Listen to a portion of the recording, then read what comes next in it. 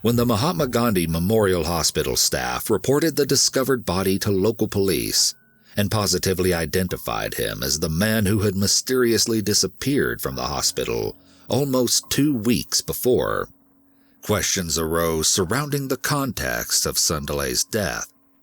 Sandile, despite his broken femur, was an incredibly healthy 53-year-old man who was more than capable of taking care of himself. So, how did he end up dead in a hospital ceiling? The hospital itself assured local citizens and police personnel that their facility had impeccably tight security measures in place, with security guards in every unit of the hospital grounds.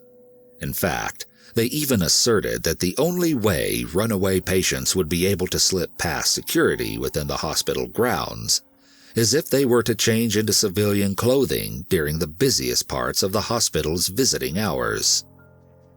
And yet, Sandile was found decomposing inside the ceiling of a room only accessible to hospital staff.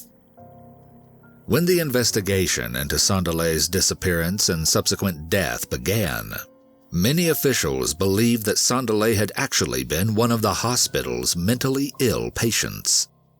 In fact, early reports of Sandile's initial discovery even went so far as to report that Sandile had actually been a mental patient before his disappearance, which was eventually proved to be false by the hospital.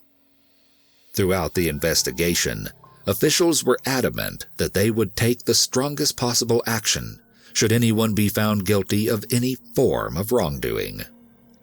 Despite this, Sandile's death still remains a mystery, and the way his body ended up in the ceiling panels of the very same hospital he came to for help just days before his death is also still completely unknown.